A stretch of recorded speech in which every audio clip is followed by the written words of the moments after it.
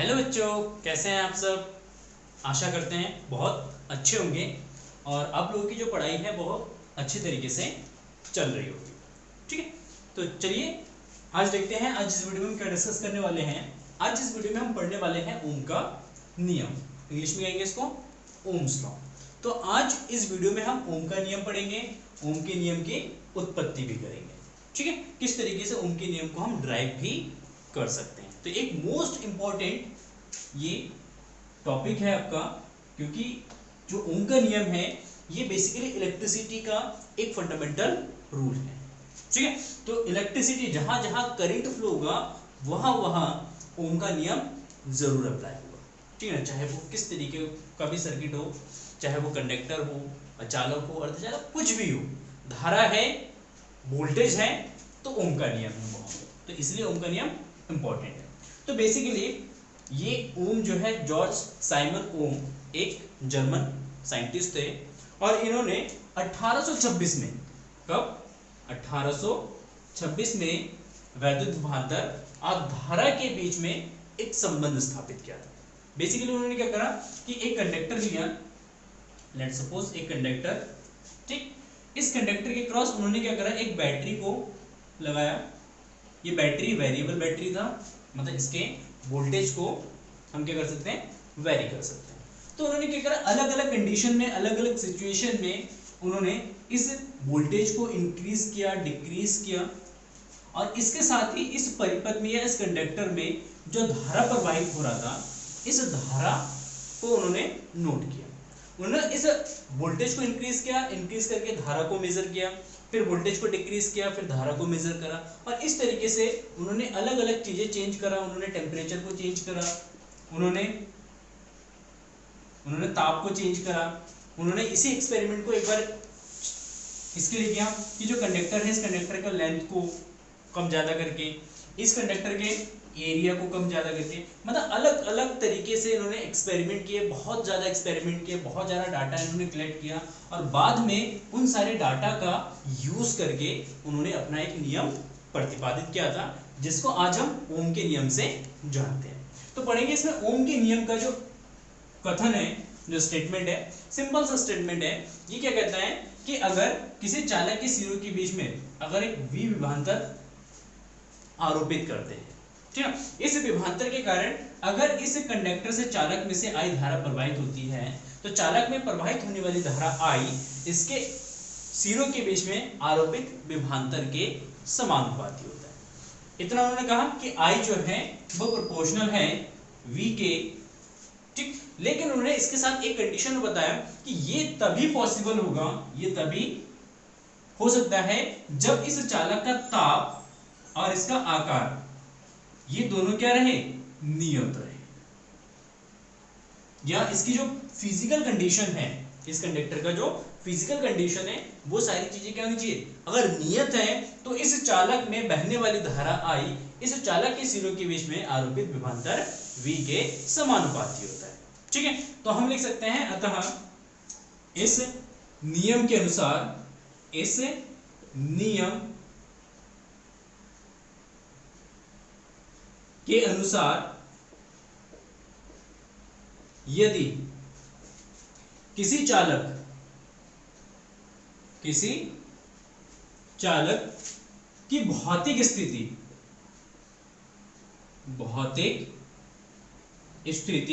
जैसे ताप, दाब, चिन्ह, आकार, किसी चालक की भौतिक स्थिति नियत हो तो चालक में प्रवाहित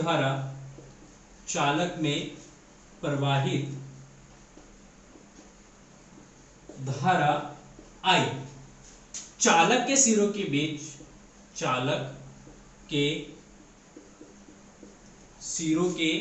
बीच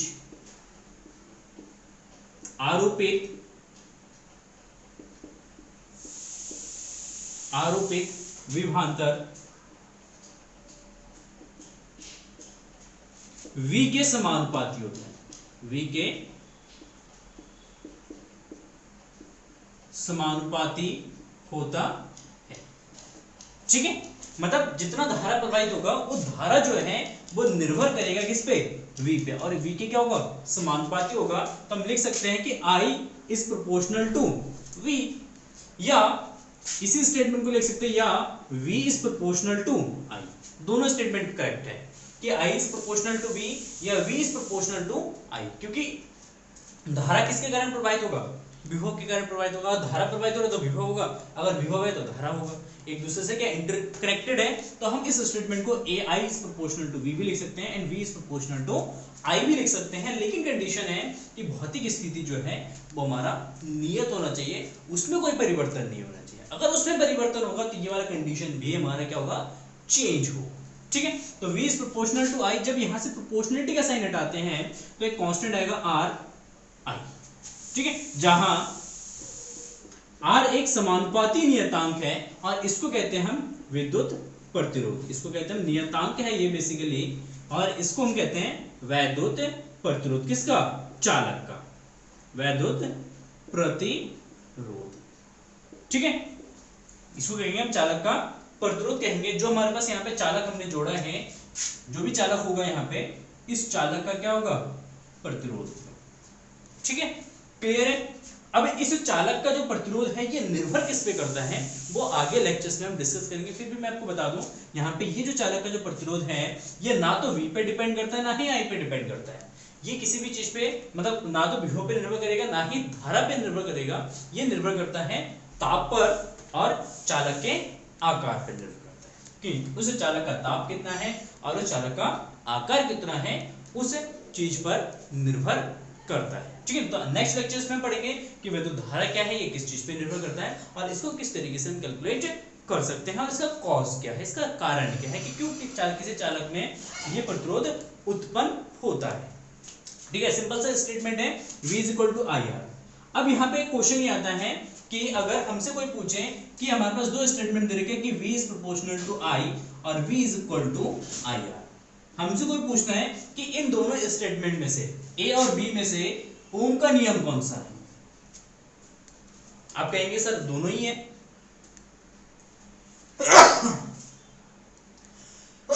सॉरी, देखिए V is proportional to I and V is equal to IR।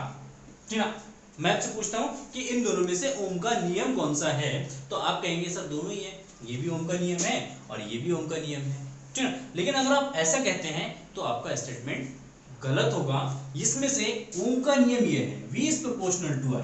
ठीक है, V is equal to IR, ये ओम का नियम नहीं हो सकता है क्योंकि हमें इसमें ये नहीं पता कि R हमारा नियत है या परिवर्तित है। ठीक है, मतलब R का वैल्यू कांस्टेंट है या वेरिएबल है। ये जो फॉर्मूला है V is equal to IR, ये फॉर्मूला हम बेसिकली यूज कर सकते हैं किसको निकालने के लिए, प्रतिरोध को निकालने।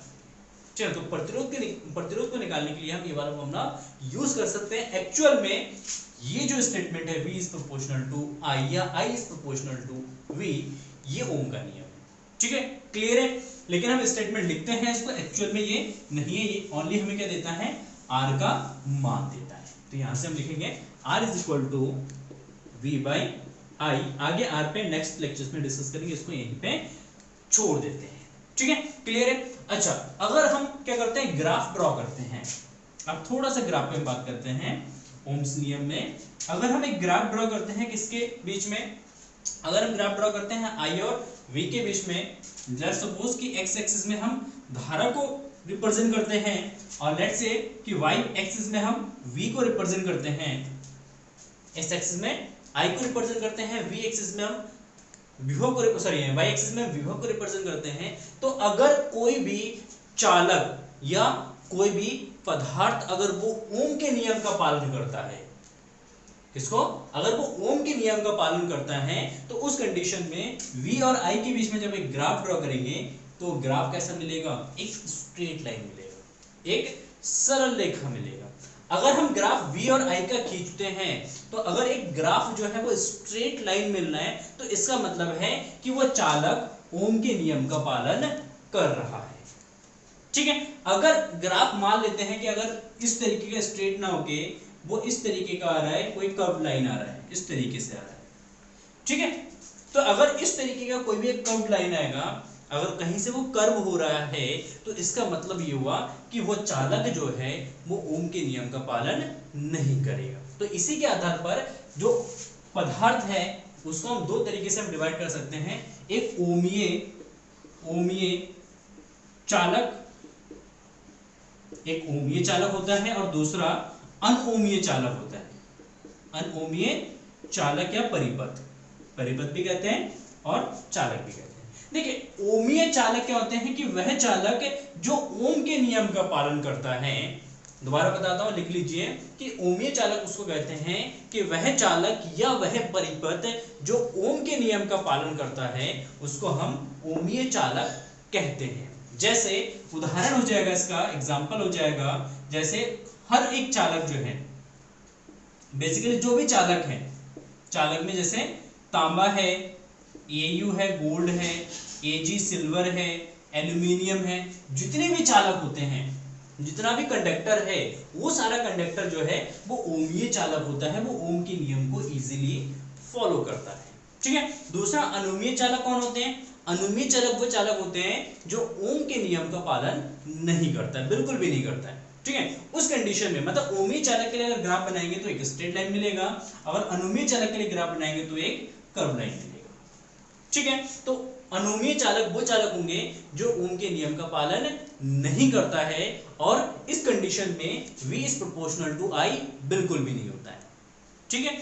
V और I का प्रोपोर्शनल यहाँ पे बिल्कुल भी नहीं होगा। उदाहरण क्या है अनोमीय चालक के? तो सिंपल सा उदाहरण है, टॉर्च बल्ब है, टॉर्च बल्ब है। ठीक है। टॉर्च बल्ब हो गया, डायोड हो गया, जो डायोड्स होते हैं वो हो गया, ट्रायोड हो गया। ठीक है। अर्धचालक हो गए, सेमीकंडक्टर्स हो गए आदि, ये सब जो है अनोमीय चालक के कुछ उदाहरण हैं। ठीक है, क्योंकि ये ओम के नियम का पालन नहीं करेंगे।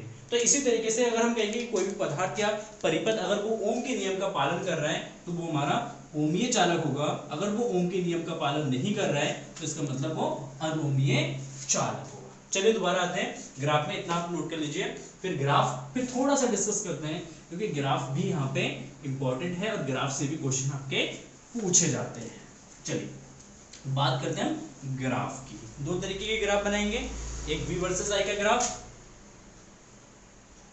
फिर ओम के नियम की उत्पत्ति करेंगे। ठीक है। देखिए ये हो गया हमारा करंट x एक्सिस में एंड y एक्सिस में हो गया हमारा विभव V। जब कोई भी पदार्थ ओम के नियम का पालन कर रहे हैं तो एक ग्राफ ड्रॉ करेंगे तो ग्राफ कैसा मिलेगा? स्ट्रेट मिलेगा। क्यों? क्योंकि V इज प्रोपोर्शनल टू क्या है? I है। V is proportional to I। तो यहाँ पे इस ग्राफ की जो ढाल है, इस ग्राफ की जो ढाल है, इसकी जो ढाल है वो ढाल किस चीज को रिप्रेजेंट करता है वो उसकी बात करते हैं। ठीक है। तो इस ढाल निकालने के लिए यहाँ पे छोटा सा एक ट्रायंगल ले लेते हैं, एक छोटा सा क्या करते हैं ट्रायंगल ले लेते हैं ABC। ठीक है। तो ये जो क्वांटिटी है, ये वाली जो लाइन है, ये जो क्वांटिटी है AB, ये रिप्रेजेंट करेगा डेल्टा V क्योंकि इसके पैरेलल है, डेल्टा V को रिप्रेजेंट करेगा। और BC जो है ये इसके पैरेलल है, किसके? करंट के। तो ये जो है वो डेल्टा I को रिप्रेजेंट करेगा। तो ढाल बराबर क्या होता है? ढाल बराबर होता है लंब बटे आधार। ठीक ना, ये होता है लंब बटे आधार। आपने पढ़ा होगा क्लास 10th में, ठीक ना, या क्लास 11th में सरल रेखा में कि रेखा की ढाल कैसे निकालते हैं। तो रेखा की ढाल होती है लंब बटे आधार क्योंकि tan थीटा होता है। ढाल को किससे रिप्रेजेंट करते हैं? बेसिकली इसको रिप्रेजेंट करते हैं tan थीटा से। अगर ये एंगल थीटा है तो ये भी हमारा थीटा हो जाएगा। तो ये tan थीटा बराबर लंब बटे आधार, और लंब क्या है यहाँ पे? AB बटे आधार क्या है? BC, और AB बटे BC, AB है डेल्टा V और अपॉन डेल्टा I। अच्छा डेल्टा V विभव है, डेल्टा I करंट है। तो विभव बटे धारा जो है ये किस चीज को रिप्रेजेंट करता है? ये रिप्रेजेंट करता है प्रतिरोध को, R को। मतलब VI ग्राफ में अगर किसी भी रेखा की ढाल अगर निकालेंगे, VI ग्राफ में किसी भी रेखा की अगर ढाल निकालेंगे, वो ढाल जो है वो रिप्रेजेंट करेगा किसको? प्रतिरोध को। ठीक है। इसको रिप्रेजेंट करेगा, प्रतिरोध को रिप्रेजेंट करेगा। अच्छा सर बहुत बढ़िया। अगर ग्राफ हम ड्रॉ करते हैं, बेसिकली आपको मोस्ट ऑफ 90% केस में आपको ग्राफ ये वाला मिलेगा।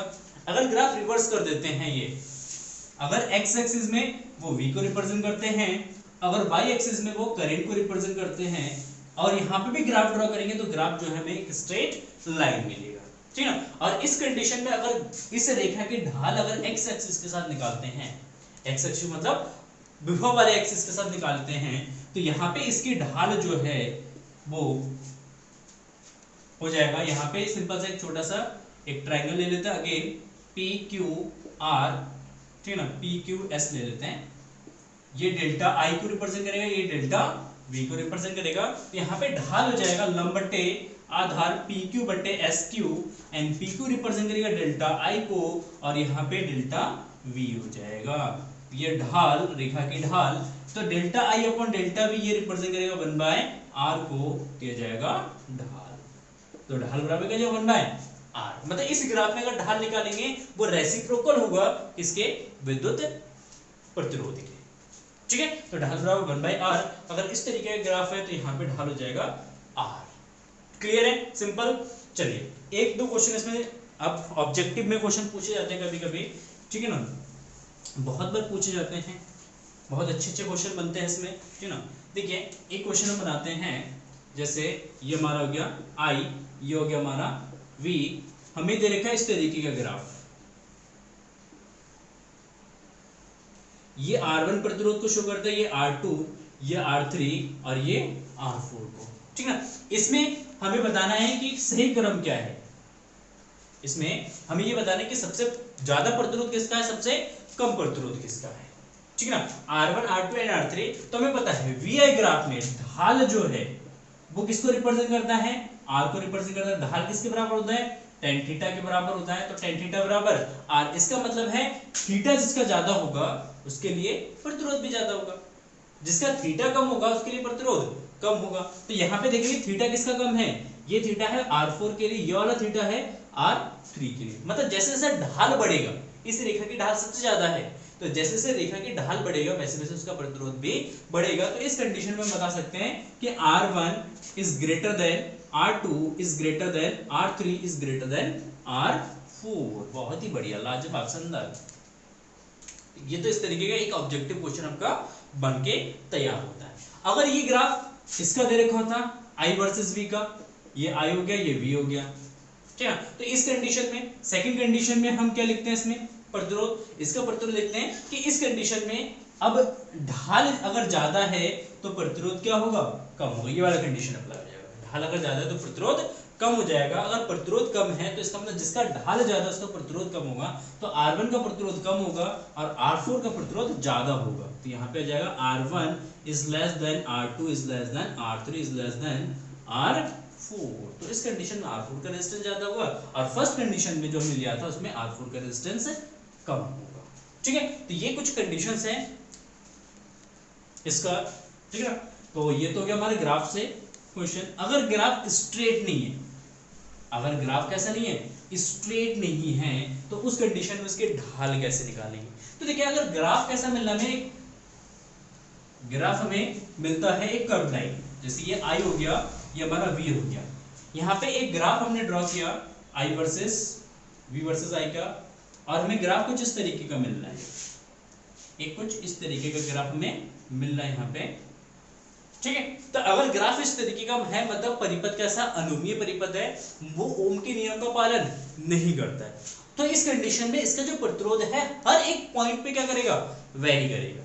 इस पॉइंट पे, इस पॉइंट पे, इस पॉइंट पे और इस पॉइंट पे, हर एक पॉइंट पे प्रतिरोध का मान क्या होगा, अलग अलग होगा, ठीक है ना। इस पे मान लेते हैं R1 है, इस पे R1 है, इस पे R2 है, यहाँ पे R3 है, यहाँ पे R4 है, तो यहाँ पे प्रतिरोध क्या होगा, परिवर्तित होगा। तो अगर इस तरीके का ग्राफ होता है तो ये प्रतिरोध को क्या करता है, बढ़ाता है। अगर प्रतिरोध बढ़ रहा है, धारा को बढ़ाने के साथ साथ, अगर विभव को बढ़ाने के साथ अगर धारा बढ़ रहा है ना, और उसके साथ साथ प्रतिरोध भी अगर इंक्रीज हो रहा है, तो इस तरीके का हमारा ग्राफ बनता है। अगर ग्राफ इस तरीके का होता है, इस तरीके का ग्राफ है, ये अगर ग्राफ है, ठीक है ना, तो ये ग्राफ जो है रिप्रेजेंट करता है कि यहाँ पे जो हमारा प्रतिरोध है ये घट रहा है, I, ये हमारा V, ये जो ग्राफ है ये रिप्रेजेंट करता है कि I जो है वो, सॉरी R जो है वो इंक्रीज हो रहा है, इस ये वाला जो ग्राफ है ये शो करता है कि आर जो है वो डिक्रीज हो रहा है। कैसे पता चलेगा? तो इस ऐसे ग्राफ में अगर हमें प्रतिरोध निकालना होता है किसी एक पर्टिकुलर पॉइंट पे, जैसे मान लो हमें धारा निकालना है, सॉरी प्रतिरोध निकालना है किस पे, हमें निकालना है I1 करंट पे। I1 करंट पे इसका वैल्यू कितना है, वोल्टेज का V1 है, या R2 ले रखा है तो इसको I2 ले लेते हैं, इसको V2 ले लेते हैं। तो इस पॉइंट पे प्रतिरोध निकालने के लिए हम क्या करेंगे, इस पॉइंट पे इस ग्राफ पे हम क्या करेंगे, एक टेंजेंट ड्रॉ करेंगे। क्या करेंगे, एक टेंजेंट ड्रॉ करेंगे। ठीक है, ये हमारा टेंजेंट हो जाएगा। ठीक, इस टेंजेंट की जो ढाल है, स्पर्श रेखा की जो ढाल होगी, स्पर्श रेखा की ढाल, ये जो स्पर्श रेखा की ढाल है, ये स्पर्श रेखा की ढाल इस पर्टिकुलर पॉइंट पे जहां पे इसको खींचा गया है, इस पर्टिकुलर पॉइंट पे वो उसके प्रतिरोध को रिप्रेजेंट करेगा। ठीक है ना, स्पर्श रेखा की ढाल ये हो जाएगा यहाँ पे प्रतिरोध, और ये हो जाएगा इसके बराबर। ठीक ना, तो ये ढाल निकालेंगे तो लेट्स सी ये डेल्टा वी है और ये डेल्टा आई है, तो ढाल हो जाएगा delta V by delta I is equal to R. ठीक है, तो इस तरीके से हम अगर इस तरीके के ग्राफ है तो इससे भी हम प्रतिरोध निकाल सकते हैं। क्लियर है, कोई दिक्कत नहीं है। आते हैं अब ओम के नियम की उत्पत्ति में कि ओम का नियम को किस तरीके से उत्पत्ति किया गया है, किस तरीके से हम इसको प्रूफ कर सकते हैं। बहुत ही सिंपल सा इसकी प्रूफ है। उत्पत्ति, देखिए उत्पत्ति क्या है इसमें, सिंपल सी बात है उत्पत्ति। देखिए हमें पता है, वी नो डेट, हम जानते हैं हमने दो तरीके के डेरिवेशन निकाल चुके हैं। अगर वो आपने नहीं देखा है तो लिंक डिस्क्रिप्शन में प्लेलिस्ट का, वहां जाके आप सारे वीडियोस को देख सकते हैं। देखिए हम जानते हैं कि धारा और अनुगमन वेग में एक संबंध है। धारा I बराबर होता है NEAVD, जहां मैं लिख देता हूं, जहां N इक्वल टू इलेक्ट्रॉन का घनत्व है, E जो है इलेक्ट्रॉन पर आवेश है, A जो है अनुप्रस्थ परिच्छेद का क्षेत्रफल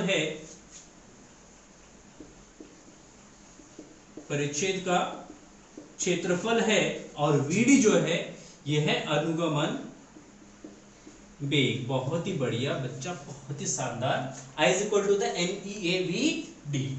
ठीक, ये तो हो गया धारा और अनुगमन वेग में संबंध। तथा अनुगमन वेग के लिए भी हमने एक फॉर्मूला निकाला था, अनुगमन वेग। देखिए अनुगमन वेग के लिए क्या संबंध था हमारे पास, ये संबंध था, सिंपल सा एक रिलेशन था, VD is equal to small e capital E by m into tau. ठीक है, अगर किसी कंडक्टर के क्रॉस विभवांतर, जैसे कोई भी एक चालक है, इस चालक के क्रॉस अगर V विभवांतर आरोपित करते हैं, इसके कारण I धारा प्रवाहित होती है और इसकी लंबाई L है और इसमें E धारा उत्पन्न, सॉरी E वैद्युत क्षेत्र उत्पन्न हो रहा है, तो E बराबर हम लिख सकते हैं, E बराबर हम लिख सकते हैं V बाय L। क्या लिख सकते हैं, V बाय L। तो यहाँ पे अनुगमन वेग का फॉर्मूला जो VD is equal to EV by L into tau, ml into tau. ये वाला जो वैल्यू है यहाँ से उठा के समीकरण नंबर 1 में रख देते हैं। ये हो गया समीकरण नंबर 1।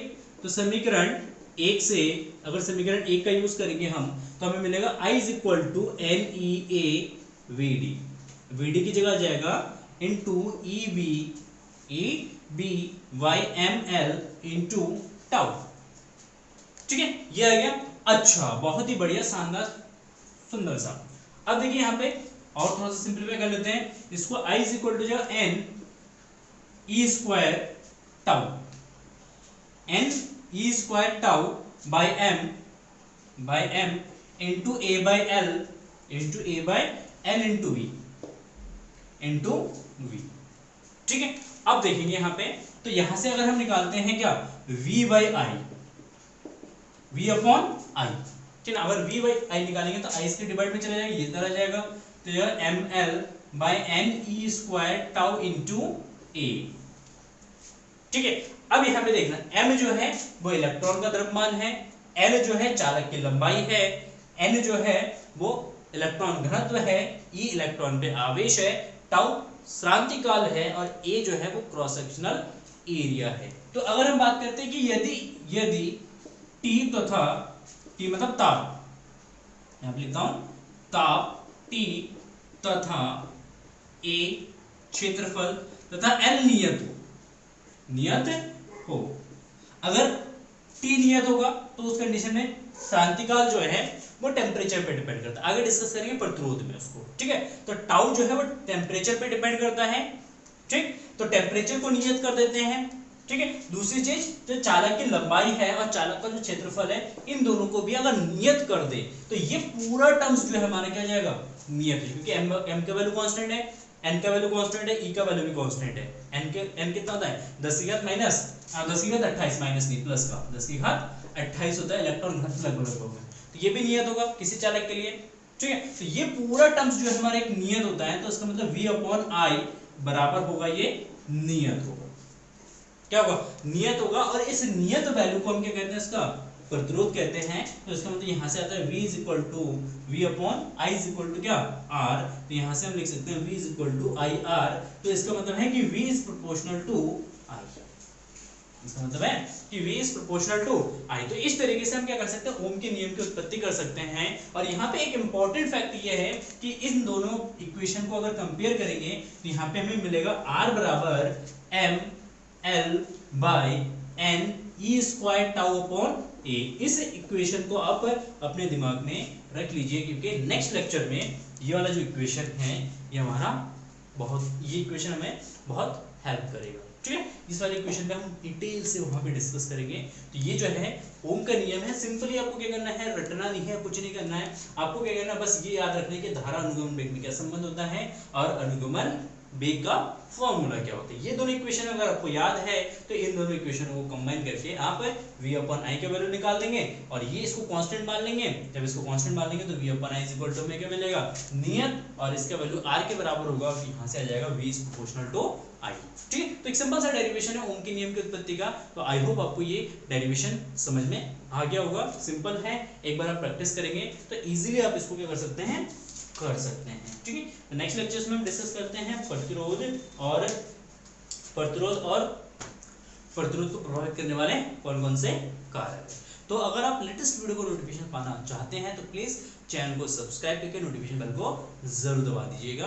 और वीडियो पसंद आए तो प्लीज वीडियो को लाइक कर देना, अपने दोस्तों के साथ शेयर जरूर करें। फिर मिलते हैं ऐसे ही एक नए इंटरेस्टिंग वीडियो के साथ, तब तक के लिए जय हिंद जय Bharat. Thank you for watching this video.